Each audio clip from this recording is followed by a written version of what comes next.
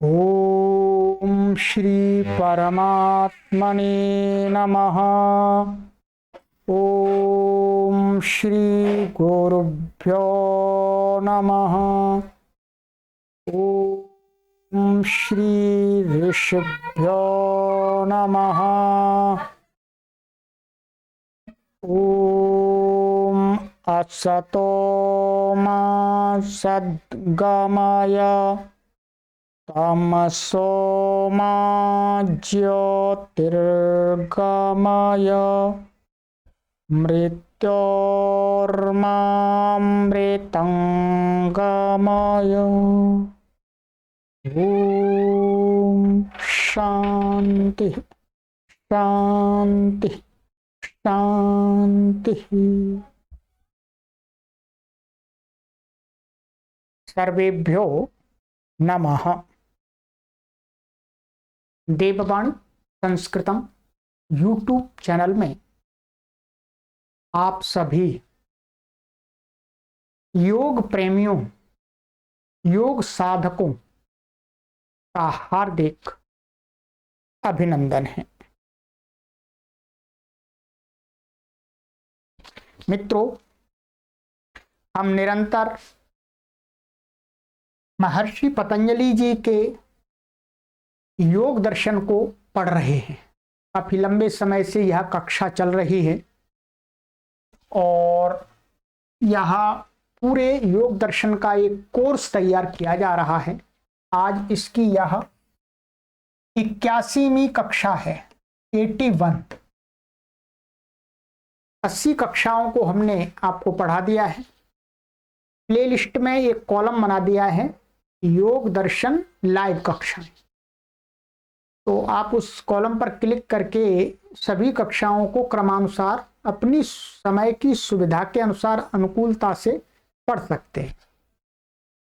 और मुख्य रूप से 40 साल 30 साल से ऊपर के लोगों के लिए ये कक्षा बहुत ही उपयोगी है। बहुत सारे लोग योग दर्शन योग बोलते रहते हैं, परंतु उनको वास्तव में योग क्या है, योग फिलॉसफी क्या है, योग दृष्टि, योग दर्शन क्या है, महर्षि पतंजलि का वास्तविक योग क्या है, वो नहीं जानते। तो उन करोड़ों लोगों के लिए मैंने ये कोर्स तैयार कर दिया है। आप आराम से अपनी समय सुविधा के अनुसार अनुकूलता से कभी भी पढ़िएगा। ठीक है। तो हमारा विभूति पाद चल रहा है, तीसरा पाद चल रहा है। ठीक है। तो तीसरे पाद का आज हम सूत्र पढ़ेंगे। 43वां सूत्र है।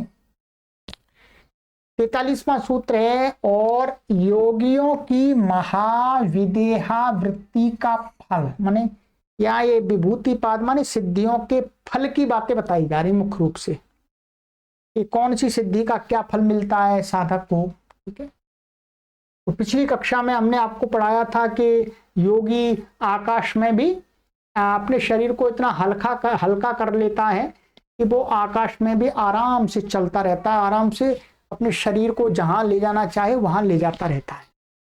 इसको हम मोटी भाषा में कहते हैं उड़ना कहते हैं, परंतु वस्तुतः उड़ना नहीं है, वो अपने शरीर को हल्का कर लेता है। तो वो मामूली हवा के झोंके से ही वो आगे को इधर उधर बढ़ता रहता है।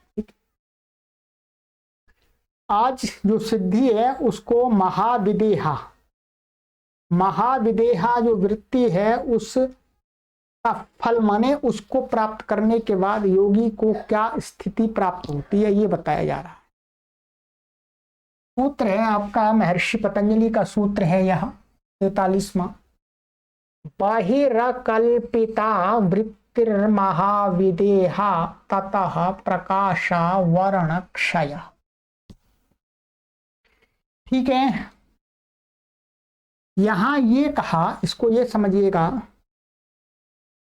कि अभी तक जो सिद्धियां बताई थी, माने जो संयम बताया था, संयम से जो फल प्राप्त हो रहा था, वो सारा क्या था, साधक के शरीर में ही संयम करने से, कभी शरीर के कंठ में संयम करने से, कभी हृदय में संयम करने से, कभी नाभि में संयम करने से, ठीक है, कभी सुषुम्ना नाड़ी में है, इड़ा नाड़ी में, इन नाड़ियों में, माने शरीर के से संबंधित जो साधक है, योगी है, वो अपने शरीर के ही अंदर किसी स्थान विशेष पर संयम करके ये सिद्धि को प्राप्त होता है। ये अभी तक बताया गया था। ठीक है, अब ये जो सिद्धि बताई जा रही है, जो महाविदेहा सिद्धि, उसका फल बता रहे हैं। ये जो संयम योगी को करना है, ये अपने शरीर से बाहर करना है। ध्यान दीजिएगा, तो योगी अपने मन को, जो उसका मन है, चित्त है, उस चित्त को अपने इस शरीर के किसी पार्ट पर ना संयम करके अपने शरीर से बाह्य किसी वस्तु पर, चाहे कोई दूसरे व्यक्ति का शरीर हो अथवा कोई भी हो, उस पर उसको संयम करना है। ध्यान दीजिएगा, जब कोई साधक, जब कोई योगी अपने चित्त को अपने शरीर से बाहर किसी पर संयम करता है, किसी द्रव्य पर, किसी भी विषय पर, और उस योगी को वहां पर संयम करते करते उसको ये भी भान रहता है कि मेरा जो शरीर ये है, उसको ये अनुभूति रहती है कि मेरा शरीर ये है और मेरी जो चित्त की वृत्तियां, मन की वृत्ति है, वो वहां पर एकाग्र हो रही है, मैं वहां कर रहा हूं। ठीक है, मानिएगा ये पेन ले लीजिएगा, मैंने अपने चित्त को यहां पर एकाग्र किया, इसको मैं देख रहा हूं, इसकी वृत्ति को अपने चित्त में बना रहा हूं। ये पेन काला है, लंबा है, इस पर मैं संयम कर रहा हूं। परंतु साथ साथ में मुझे ये भी भान हो रहा है कि मैं इस शरीर से जुड़ा हूं, ये भी साथ साथ भान हो रहा है। ध्यान दीजिएगा, तो जो ये वृत्ति तैयार होगी इस काल में, चित्त की ये जो वृत्ति तैयार होगी संयम की, ये वृत्ति कही जाती है कल्पिता वृत्ति। क्या कही जाती है? ध्यान दीजिएगा, कल्पिता।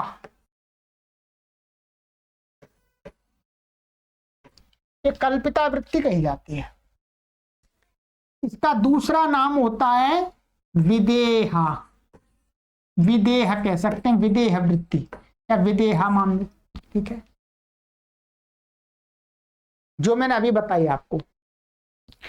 और जब योगी साधक अपने शरीर से इसी वृत्ति को इसी ढंग से करता करता करता करता, माने इस पेन पर मानिएगा मैंने अपनी संयम करने लगा, चित्त को यहां लगाया, और धीरे धीरे धीरे धीरे मैंने ये भी अनुभव चालू कर दिया कि अब मेरा इस शरीर से कोई संबंध नहीं है, मैं शरीर से बाहर हूं, मैं शरीर से अलग हूं।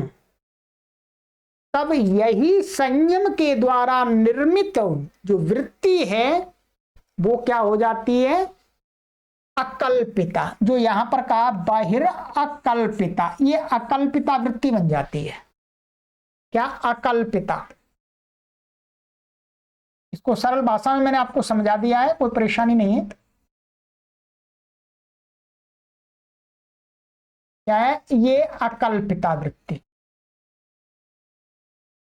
कल्पिता और अकल्पिता वृत्ति में आप भेद समझ गए? थोड़ा सा ही भेद है कल्पिता और अकल्पिता में।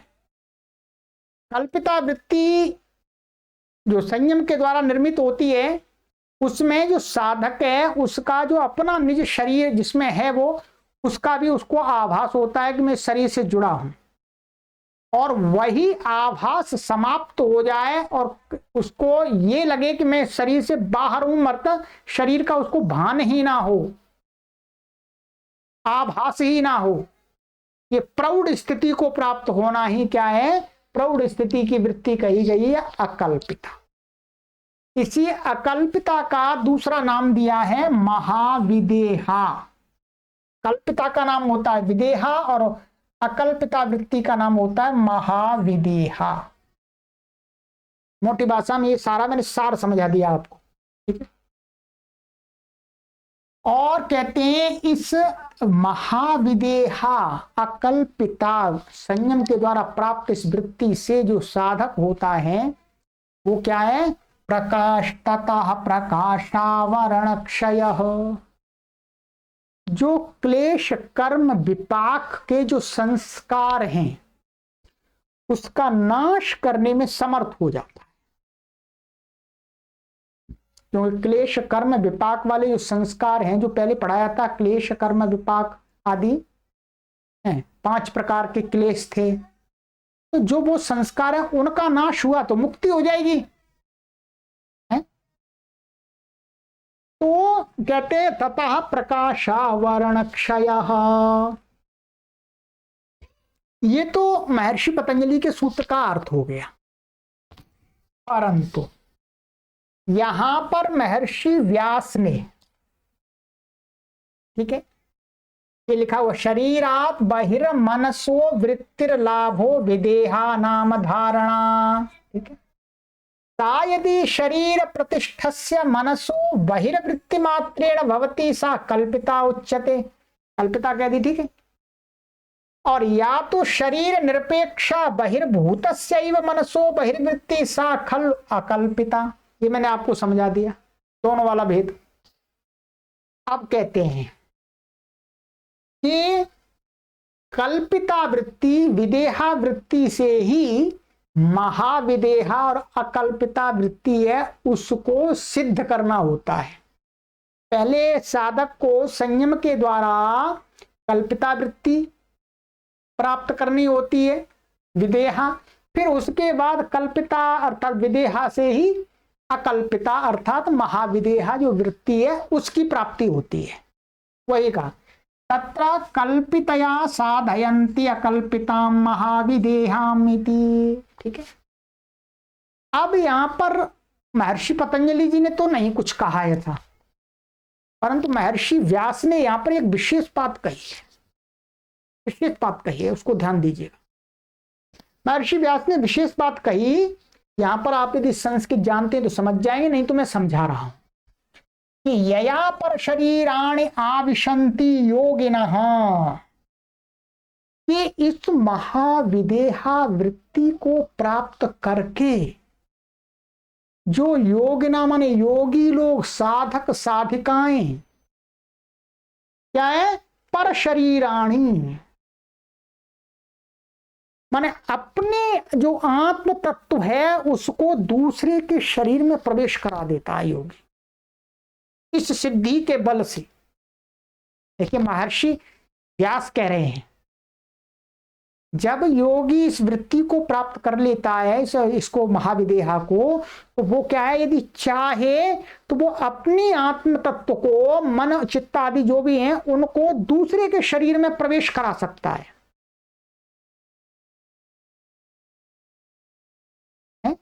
इस शरीर को छोड़ करके दूसरे के शरीर में वो जा सकता है। ये बात महर्षि व्यास जी ने कही और ये कैसी है, प्रयोगात्मक बात है।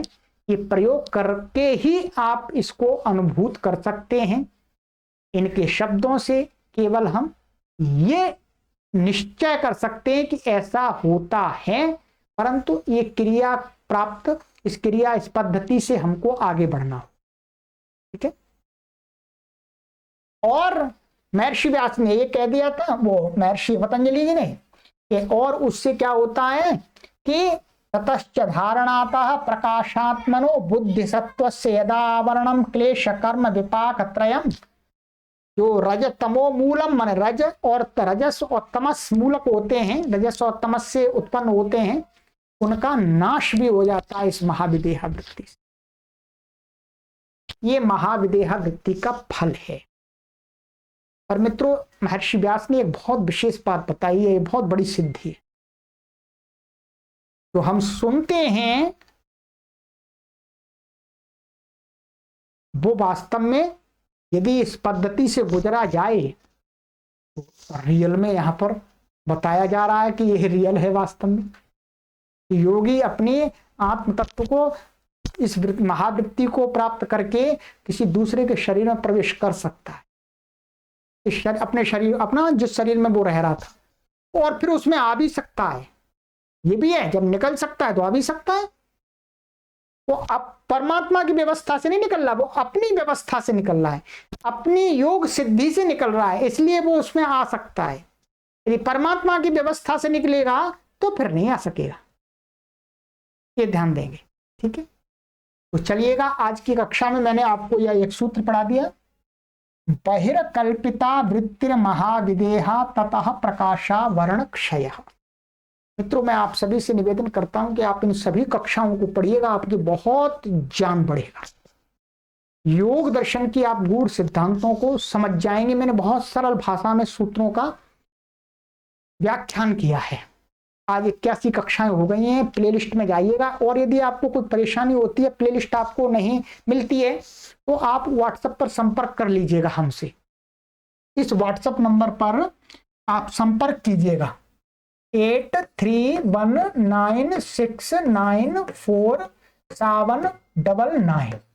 इस पर आप संपर्क कीजिएगा। मैं आपको इस व्हाट्सएप पर, ये व्हाट्सएप है, कॉल मत कीजिएगा प्लीज, व्हाट्सएप पर संपर्क कर लीजिएगा और लिख दीजिएगा, गुरुजी हमें योग दर्शन की सभी कक्षाओं का लिंक चाहिए। मैं आपको झट से लिंक प्रेषित कर दूंगा और उस पर आप क्लिक करके सभी कक्षाओं को क्रमानुसार पढ़िएगा।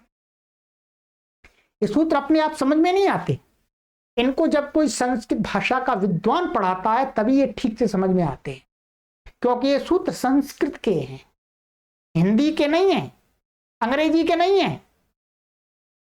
संस्कृत का विद्वान जब इनकी इंटरप्रिटेशन करता है, इनका व्याख्यान करता है, इनको बताता है, तभी ठीक से समझ में आते हैं। अंग्रेजी वाले और हिंदी वाले जो व्याख्यान करते हैं वो उसके तत्व को ही नहीं समझ पाते, सूत्र के शब्दों को ही नहीं समझ पाते, तो इसलिए वो इधर उधर भटका देते हैं। ये ध्यान रखेंगे। इसलिए संस्कृत की बातों को संस्कृत का जानकार व्यक्ति जब बताता है तो उसमें प्रामाणिकता होती है, उसमें सत्यता होती है, उसमें बल होता है, उसमें ताकत होती है, उसमें भारीपन होता है। तो मैंने इसीलिए, मैं संस्कृत का जानकार हूं, अच्छा जानकार हूं, परिश्रम किया है।